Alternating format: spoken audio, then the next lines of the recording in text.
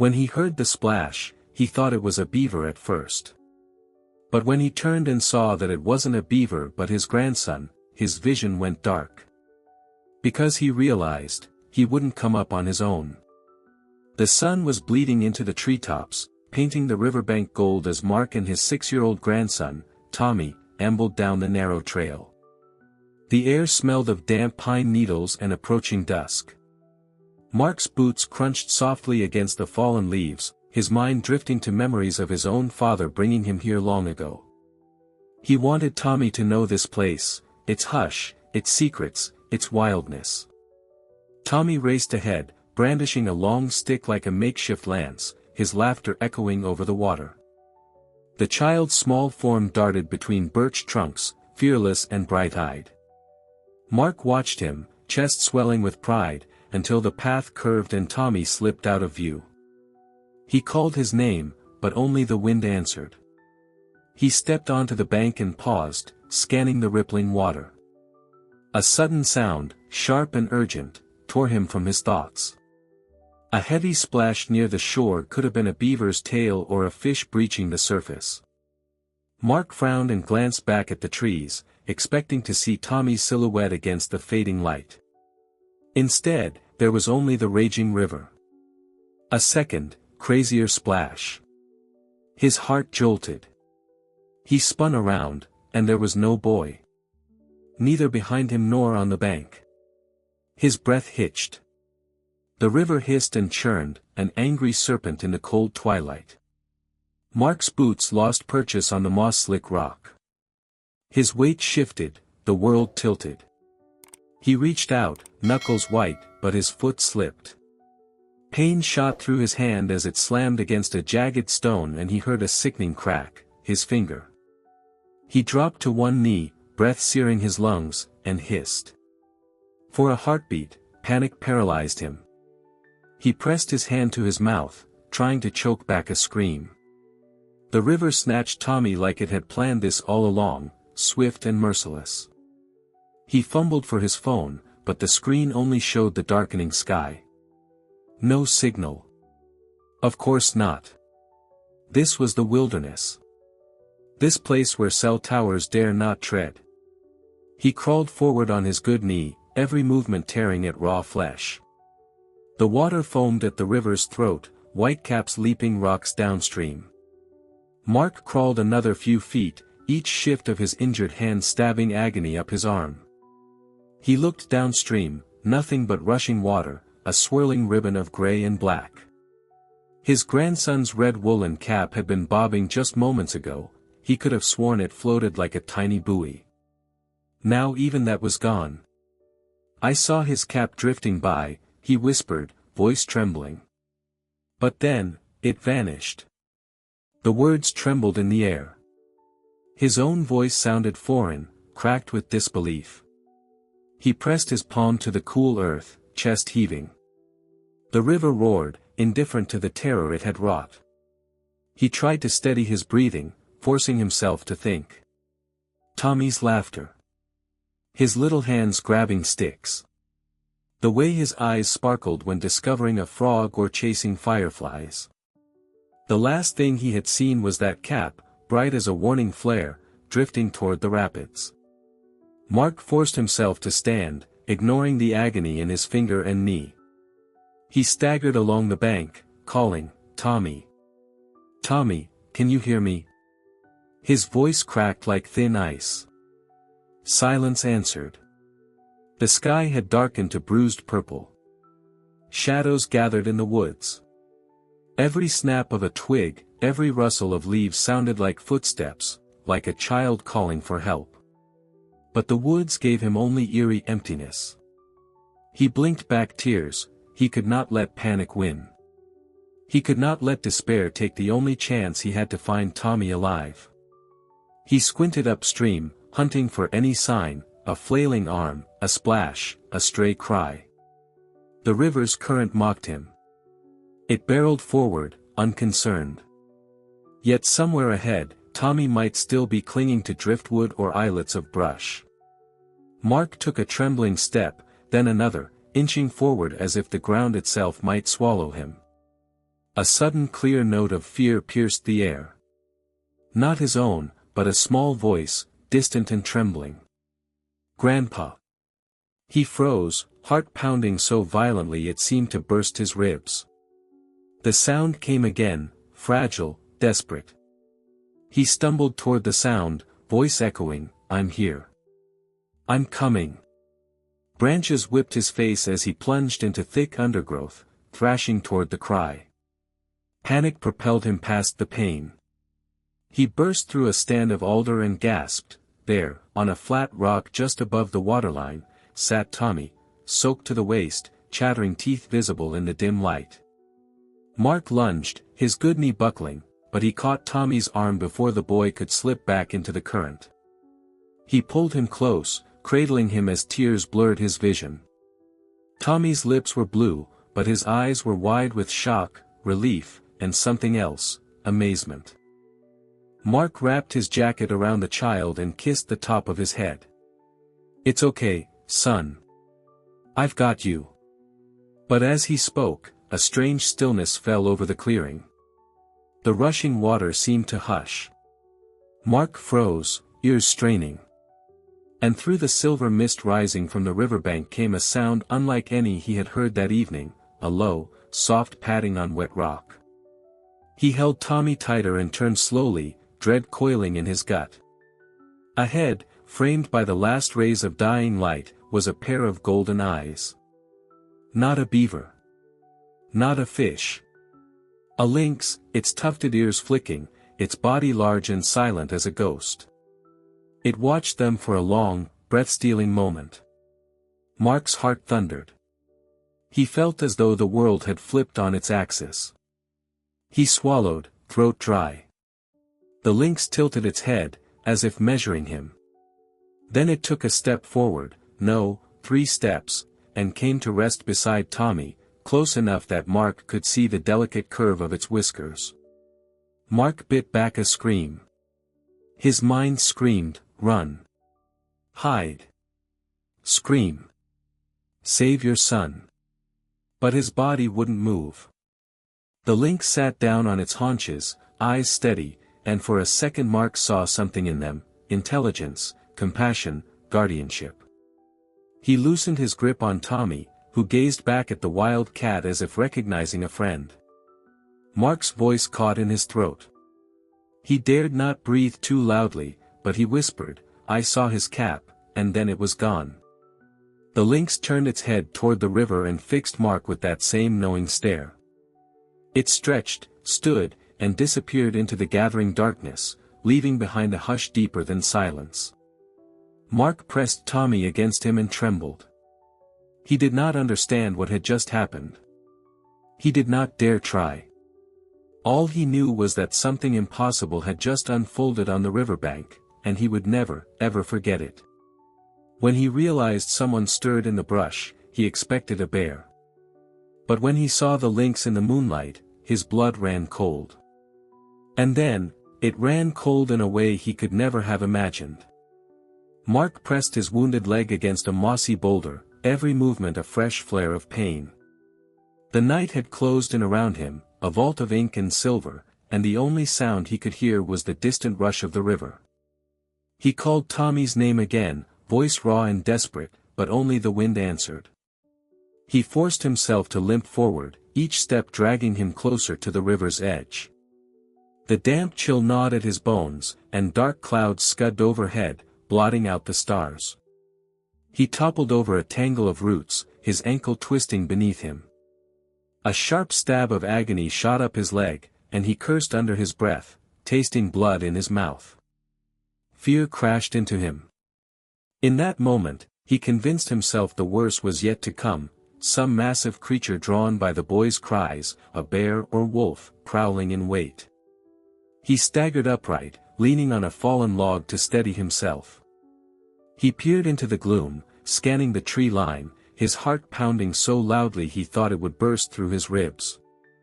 Then he heard it again, soft, deliberate padding. Something moved just beyond the reach of his flashlight beam. He squinted, trying to make out a shape in the uneven swirl of shadows and moonlight. His pulse hammered in his temples. He swallowed hard and called, "Tommy, I'm here." His voice cracked, echoing among the pines. The padding stopped. And then, a pair of eyes glowed, wide and unblinking. Mark's breath caught. He stepped closer, every nerve on fire. He expected a low rumble, a roar, something primal and terrifying. Instead, the shape unfolded into the unmistakable silhouette of the lynx he had seen earlier. It emerged from the undergrowth, majestic and silent, its tufted ears quivering as if attuned to some hidden frequency. It did not growl.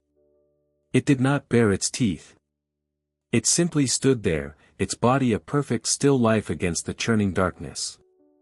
Mark's fear clashed with bewilderment. How could a wild cat so colossal and dangerous behave like this? He raised a trembling hand, half to defend himself, half to beckon it away. "Go back," he whispered, voice hoarse. "You're wild. You'll kill us both." But the lynx did not budge. Instead, it took a slow step forward, then another, until it was barely 10 feet away. The moonlight danced across its tawny fur, highlighting the powerful muscles beneath. Mark swallowed, eyes locked with the animal's. He saw no malice there, only curiosity, and something deeper, something almost reverent. His heart pounded. He thought, this has to be the moment. Any instant now, it will leap at me. His muscles tensed for flight, but his body refused to obey. He felt rooted to the spot. Then, against every instinct screaming in his mind, the lynx turned on its haunches and began to walk away, along the riverbank, its gaze flicking back toward him as if to say, "Follow." Mark blinked. His breath hitched. He lowered himself carefully, using the log as a crutch, and hobbled after the animal.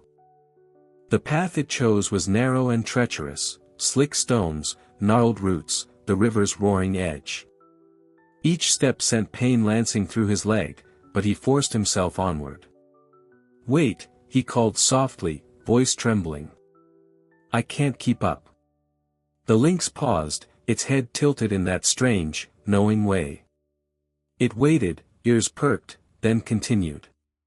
Mark stumbled, caught himself with one hand on the cold ground, then pushed forward again. His mind raced, was it leading him to Tommy? Could this incredible cat really understand? The moon broke through a gap in the clouds, illuminating a narrow spit of rock jutting into the river. There, curled against a driftwood log, sat Tommy, shivering, but awake, eyes fixed on the cat. Mark's chest clenched. Relief and disbelief collided in his gut. He would have wept then, if he could have spared the breath. He hobbled toward them, voice breaking, "Tommy." Tommy looked up, eyes bright with astonishment. He whispered, "Grandpa, she brought me." Mark reached his grandson's side and knelt, pressing a trembling hand to the boy's shoulder. The cold had drained all color from Tommy's face, but his eyes shone with wonder. "Thank you," Mark whispered, voice barely audible. He glanced at the lynx, expecting it to vanish like a phantom. Instead, the cat sat quietly, tail curled around its paws. It did not growl or bare its claws. It simply regarded them both. Mark felt his fear ebbing, replaced by awe so profound his breath caught again. The air around them seemed to still, as though the forest itself held its breath. But then Mark noticed movement downstream, a log, snagged in the rapids, twisting toward open water. His heart leaped. "Tommy, look," he hissed. "That log could smash you." Tommy's eyes flicked from the lynx to the river. The cat's ears swiveled, and for a moment Mark thought it might dart forward to push the boy out of harm's way. Yet it remained motionless, watching. Mark's panic returned. He half rose, ready to carry Tommy to safety. But the lynx stood and padded ahead of him, into the shallow river shallows. It approached the log, placed a single massive paw on it, and nudged it, just enough to change its angle. The log yawed away from Tommy's rock and crashed into the opposite bank with a deafening crack. Mark gasped. He had never seen such intelligence or precision in a wild animal. His fear melted into gratitude, and he sank to his knees in the cold water, pulling Tommy close. The boy wrapped his arms around his grandfather's neck, and they both stared at the lynx, whose work was done. Mark's voice trembled with emotion. "I thought you'd kill us. But you saved him." The lynx met his gaze one last time, as though acknowledging his words, then turned and vanished silently into the moonlit forest. Mark pressed his forehead to Tommy's hair, tears streaking down his cheeks. He could barely believe what he had witnessed. And as the river's roar wrapped them in its eternal song, he knew this was only the beginning of something he could never explain, and would never forget. She looked at him as if he were her own. As if she understood whom he was searching for. He didn't know what to do, but he followed her. Because his heart told him, believe her. Mark's leg throbbed like a bell tolling in his bones as he bent to press his palm against the jagged stone that had cut him. Every breath sent fresh waves of pain racing up his thigh, but he forced himself to stand. The lynx, its tawny fur rippling in the moonlight, had paused again, ears twitching, as if beckoning him onward. He squared his shoulders, refusing to let fear, or agony, break him.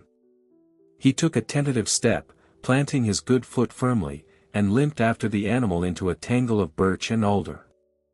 The shrubs closed around him like cathedral walls, dripping with dew. He wiped a line of sweat and blood from his brow. Behind him, the river's roar was a constant reminder of the stakes, every second counted. The lynx stopped beneath an arch of low-hanging branches and turned. Its golden eyes met his for a long, breathless moment. No ferocity there, only a patient insistence. Mark swallowed hard. He raised his hand in a half-salute, half-plea, and the lynx tilted its head once, then padded forward again. He followed through the undergrowth, heart pounding so fiercely he thought it might burst free of his chest. The beast moved with ghost-like grace, paw by paw, silent on the moss, but Mark's gait was heavy, uneven. Several times he stumbled, pinning a finger under a root or twisting his ankle in a muddy hollow.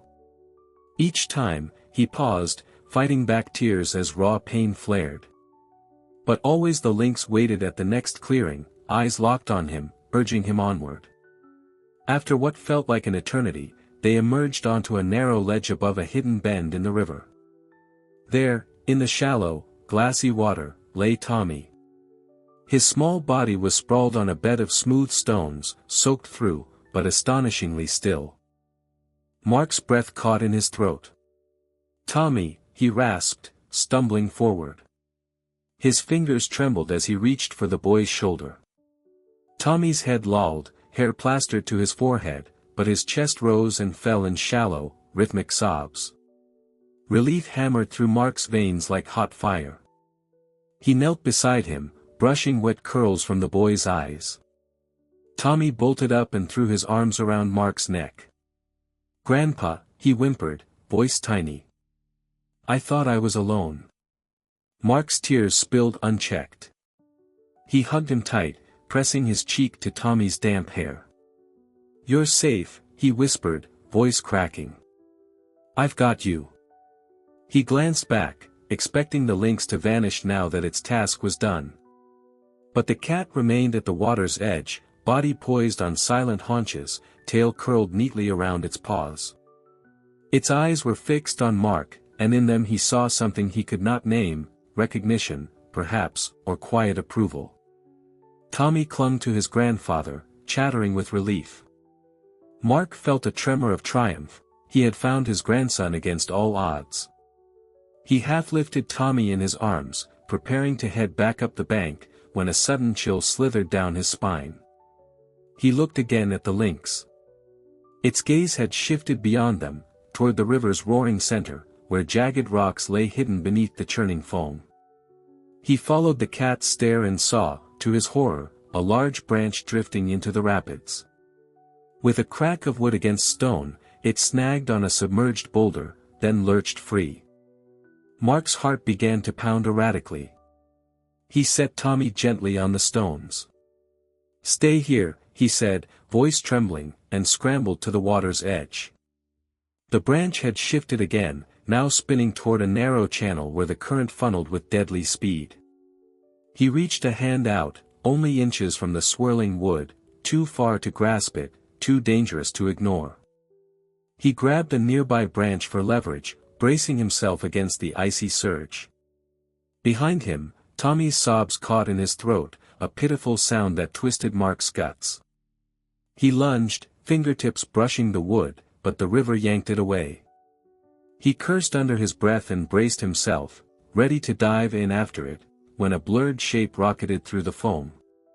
The lynx had leaped into the current, body slicing through the wave.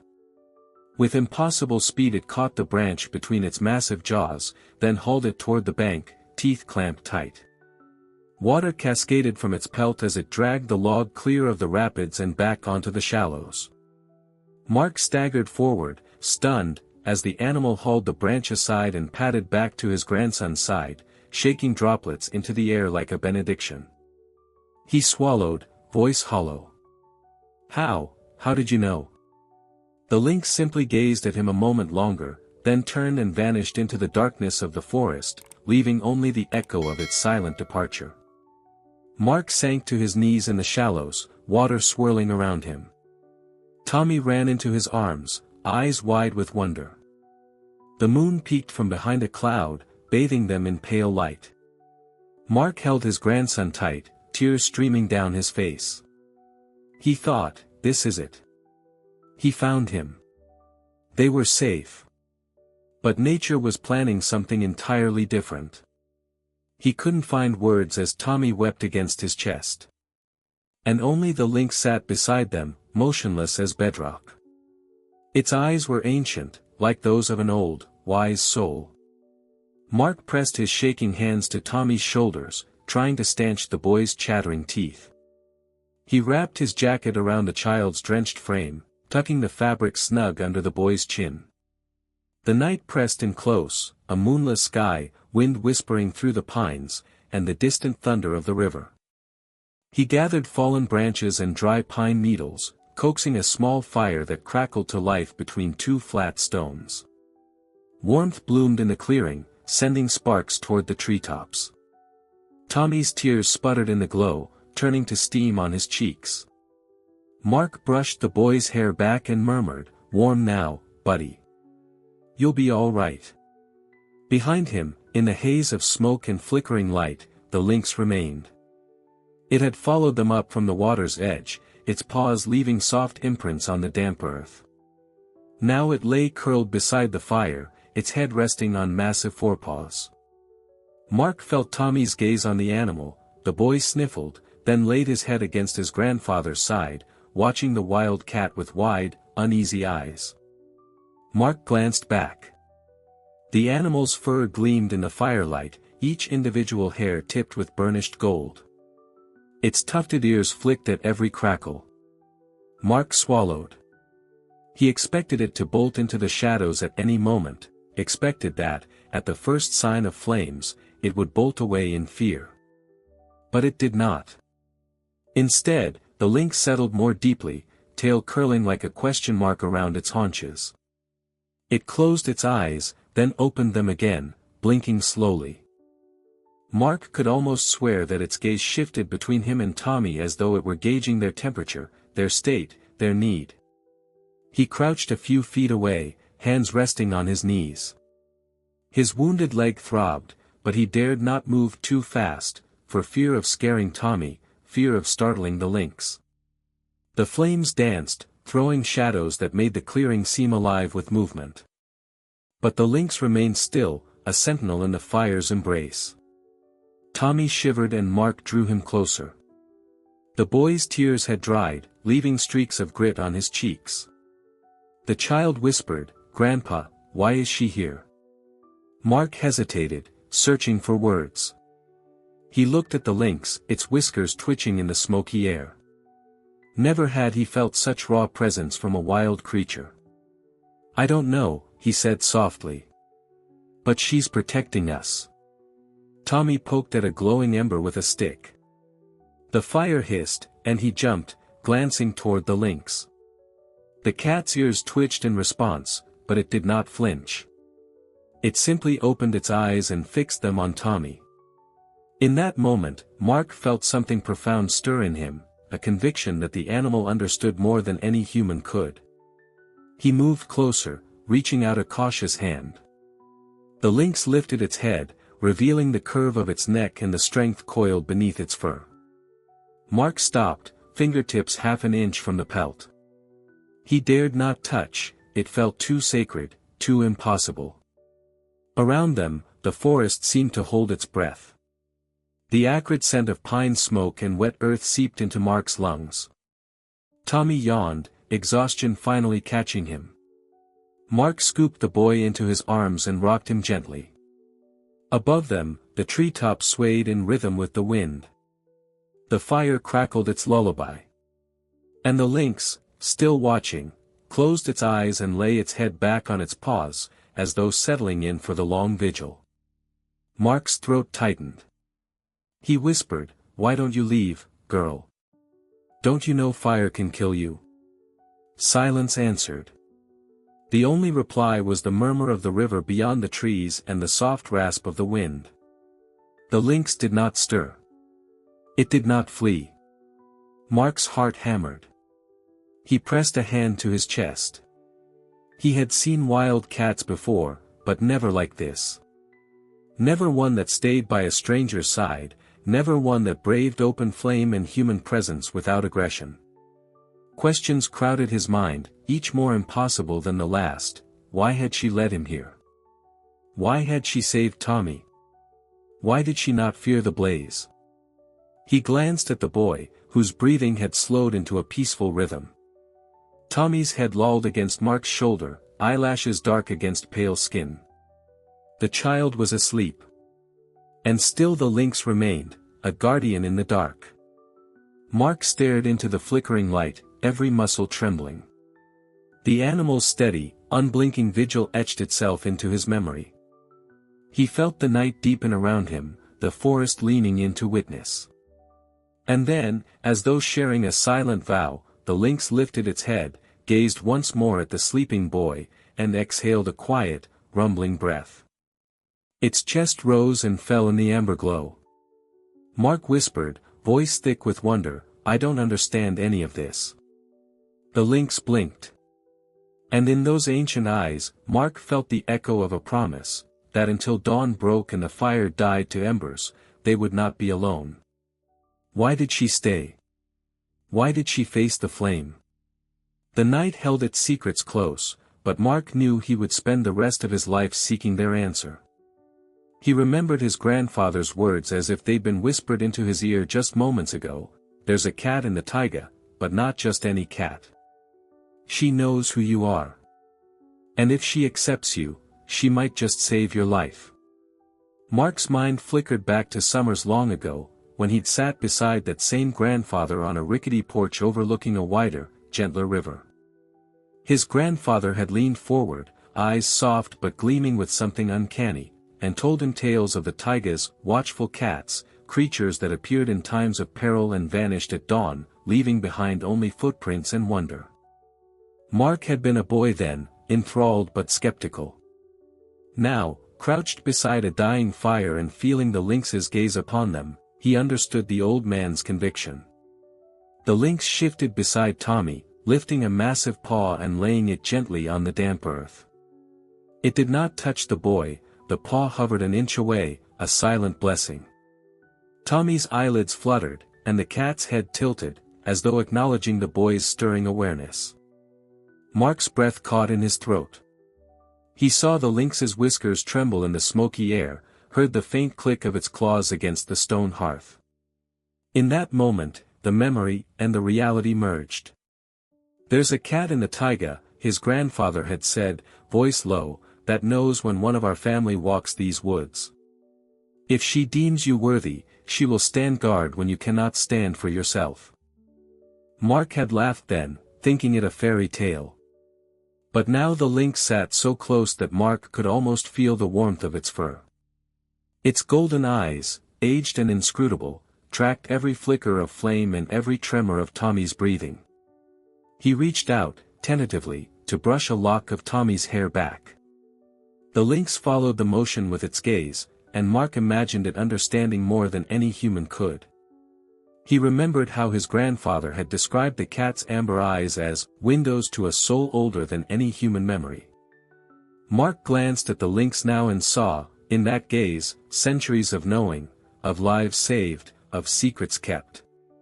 The wind whispered through the pines, carrying the scent of damp earth and distant snowfields.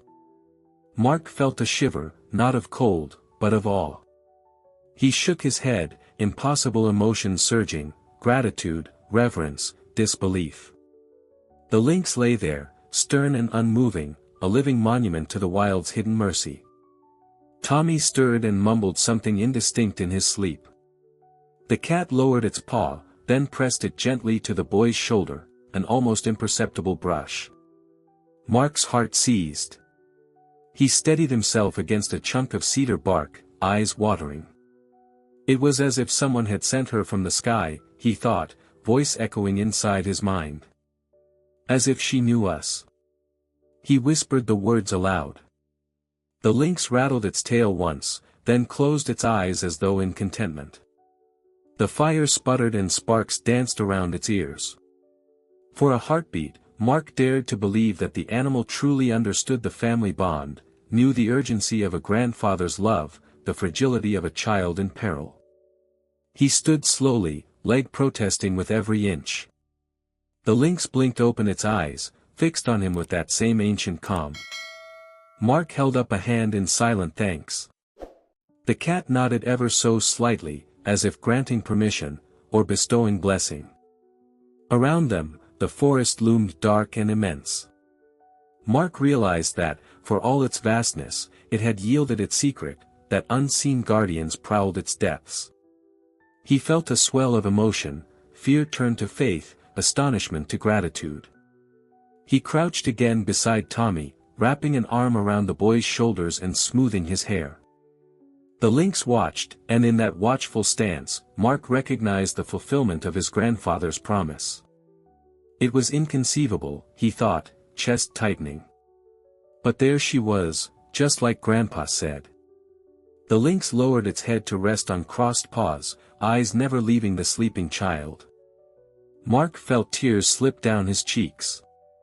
He pressed his fingers to his lips, eyes fixed on the animal whose intervention had made all the difference. In that silent communion, Mark understood at last, the taiga's mysteries were real. Its ancient wisdom lived in the lynx's heart. And for this night, they were under her protection. He whispered to the darkness, "Thank you," and felt, deep in his soul, that the lynx had heard him. Then, closing his eyes, he allowed himself a single, unguarded tear, and the first true peace he'd known since Tommy slipped beneath the icy current. He lay beside the dying embers of the fire, every muscle coiled with exhaustion and fear. The night pressed in around him like a closing fist. Tommy slept fitfully against his chest, shoulders rising and falling in shallow breaths. Mark's eyelids fluttered, weighted with the promise of sleep, and horror. He dared not close his eyes. Every time he tried, he imagined waking to emptiness, the boy gone, the lynx vanished, the forest reclaiming its prey. His heart pounded so fiercely that he heard it thrum in his ears. He swallowed and willed his breathing to slow. Behind him, the lynx lay watchful, its chest rising in steady, rhythmic gulps. The animal's silhouette was a living shadow against the blackness. Mark felt its gaze sweep the perimeter, as if the cat itself were a living barrier between them and unimaginable threats beyond. He shifted slightly, careful not to stir Tommy, and reached for a log to stoke the embers. The fire flared, sending a soft glow across the clearing. The lynx's eyes glinted in that glow, ancient orbs reflecting something older than memory. Mark exhaled. He felt a flicker of warmth, not from the flames, but from the knowledge that they were not alone. Every crack in the underbrush, every rustle of wind through leaves, made him flinch. But the lynx did not move. It simply opened one eye, then closed it, as though listening to the secrets whispered by the forest floor. Mark's thoughts spiraled. Bears might roam here. Wolves might circle. Even the river could claim us all by morning. He pressed his hand against Tommy's back, feeling the soft rise and fall of the boy's breath. He closed his eyes for a fleeting second and imagined the lynx slipping away. His heart lurched, and he opened them again. The cat was still there, unwavering. He leaned forward and patted the dry earth beside the fire. "Thank you," he whispered, voice raw. "Thank you for staying." The lynx's ears twitched. It lifted its head, whiskers trembling in the glow. For a moment, Mark thought it would speak in its own silent language, untranslatable, but clear. Instead, it lay down again, abandoning any pretense of fear. Mark shifted ancient logs to comfort the flames, but smoke stung his eyes. He blinked until the tears blurred the clearing. He glanced at Tommy, still sleeping, safe for now. He dared to close his eyes again. He imagined morning light filtering through the pines, the chill lifting, the river gentle once more. He imagined the lynx melting back into the forest while he and Tommy stumbled home. And then, a low growl rolled through the darkness beyond the firelight. Mark jolted upright. His heart thundered. Tommy stirred, eyelids trembling. The lynx's head shot up, ears flat, muscles coiling. Mark's breath caught. His skin prickled. He felt every hair on his arm stand at attention. The growl deepened, resonant and warning. Something moved beyond the circle of light, an unseen shape skirting the edge of the clearing. The lynx rose, body fluid as water, and stepped between Mark and the darkness. Its fur bristled, back arching in silent fury. Mark felt frozen.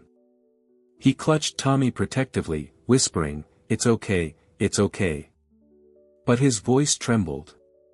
He could not tear his eyes from the shifting shadows. The unknown thing passed. A branch snapped. Leaves rustled in a frantic hush. The lynx snarled low, baring its teeth in a feral promise of defense. Its posture was regal and terrible. Then, as suddenly as it had risen, the lynx relaxed. It let out a single, soft chuff, a feline sigh of relief, and settled back onto its haunches. The growl faded into the night, swallowed by the river's roar. Mark's knees gave way. He sank beside the fire, his body trembling like a leaf in a storm. He pressed Tommy closer, tears wetting the boy's hair. He could not find words. His voice was a fractured whisper, "Thank you, for protecting us." The lynx turned its gaze toward him, its eyes calm again, ancient and unreadable. Mark felt his chest unclench. He had wanted the animal gone, feared for its safety, and now realized he would have given anything for its protection. He leaned back, propping himself against a log, and stared into the fire. The world felt impossibly vast, and somehow, alive with silent guardians. He closed his eyes for a third time, trusting that this time, the lynx would not abandon them. In the blackness beyond the fire's halo, he sensed movement, but fear no longer gripped him. He knew the lynx would stand between them and whatever lurked in the shadows. Mark's breathing evened. He drifted toward sleep, the lynx's steady presence like a lullaby. He thought, for sure, that this was the end of their ordeal. That with the cat's vigilance, they were safe until dawn. But no. She stayed. The first pale rays of dawn filtered through the pines, dappling the clearing in soft gold. Mark stirred, shoulders aching from the night's vigil, and blinked against the gentle light. Beside him, Tommy lay sleeping, his breath slow and even at last. Mark rose on aching limbs and stretched, testing his leg. The pain was nothing compared to relief, nothing compared to gratitude. He glanced around the circle of stones where their small fire had burned itself to gray ashes. And there, standing sentinel at the very edge of the clearing, was the lynx. The cat's coat was muted in morning light, soft tawny fur with ghostly silver streaks, but its posture was unmistakable, statuesque, watchful, unwavering. It looked less like an animal and more like a guardian carved from living stone. Mark swallowed, heart pounding with emotion he could barely name. He crouched beside Tommy and brushed damp hair from the boy's forehead. The child stirred and opened wide eyes, still heavy with sleep and wonder. "Grandpa," Tommy yawned, voice small. "Good morning, buddy," Mark whispered, voice thick. He lifted Tommy into his arms and pulled him close. The boy rested his head on Mark's shoulder, blinking up at him. Tommy's gaze drifted to the lynx. His eyes grew round. He pointed with a small, trembling finger. "Look, Grandpa." Mark turned his own head and met the lynx's steady stare. He reminded himself to breathe. The cat did not flinch. It simply watched, ears pricked, as if ensuring no harm would come to its two wards. Mark whispered, "She's still here." His voice cracked on the final word. Tommy slid from his arms and stood, wrapping his small body in Mark's jacket. He took a step forward, then another, until he was only a few feet from the great cat. The lynx's ears flicked, but it made no move to retreat. "Thank you," Tommy said in a tiny, clear voice, an echo of his grandfather's words from the night before. And then, in the sweetest, most awestruck tone, he added, "She was kind. She hugged me." Mark's chest clenched. He could feel tears welling. The boy's simple innocence, the cat's impossible compassion, it was too much. He bent to scoop Tommy back into his arms. The child gripped him tightly. Mark pressed a kiss to Tommy's temple. He glanced again at the lynx. Tommy waved, small hand trembling with emotion. "Bye," he called quietly. For a heartbeat, the lynx simply sat, head held high, golden eyes soft. Then, without a sound, it rose. Muscles rippled beneath its fur as it stretched, and it turned away from them. Mark held his breath. He watched as the cat's form slipped between the tree trunks, moving deeper into the forest. The hush of dawn swallowed its paws, and in an instant, it was gone. Tommy buried his face in Mark's neck, quiet sobs vibrating against him. "She hugged me," he whispered again. Mark nuzzled his scalp, unable to stop the tears that slid down his cheeks. He wrapped both arms around Tommy and closed his eyes, tasting the faint scent of pine and dew.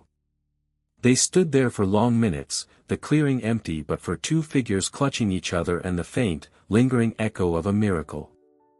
The river beyond whispered as always, but now it sounded kinder, like it, too, honored what had happened here. Mark finally set Tommy down and took his hand.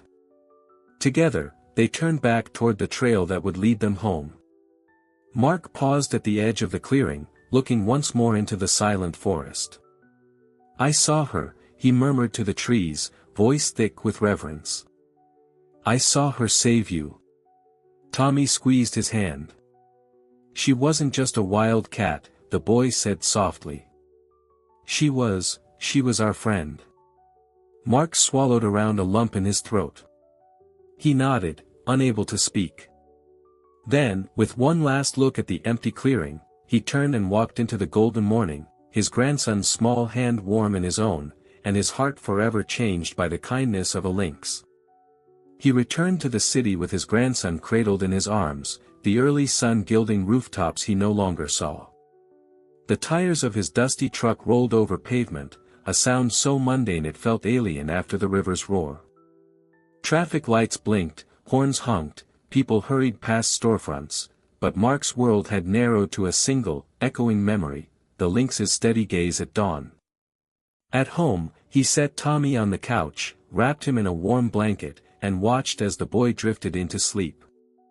The house felt impossibly quiet, its walls too close, its air stale compared to the pine-scented breeze of the taiga. Mark wandered through rooms filled with framed photographs, family smiles frozen in time, but none captured what he had seen in the wilderness. None showed the cat's amber eyes or the way its fur glowed in firelight. He sank into his favorite chair, hands clasped loosely on his lap. City life hummed around him, the hum of air conditioning, the distant rumble of buses, the low voices of neighbors through thin walls. Yet he felt a hollow in his chest, as though a vast emptiness had moved in and taken up residence.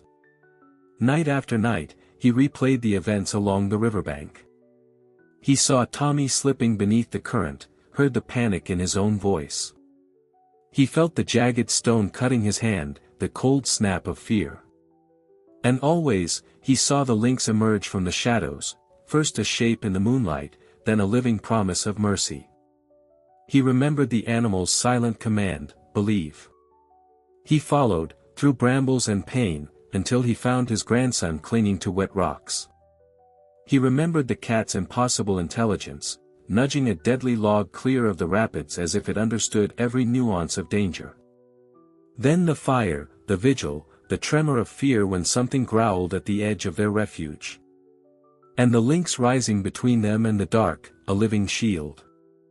Mark rocked in his chair, exhaustion and adrenaline tangled in his veins. He longed for rest, but sleep felt treacherous.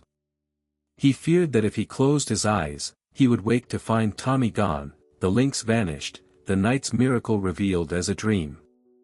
He rose and paced the living room, heart pounding with memories. The city's neon glow seeped through curtained windows, casting strange shadows on the walls. He could almost see tufted ears flicking in those shadows, hear the soft click of paws on wood. He pressed his palms to his eyes, willing the images to fade.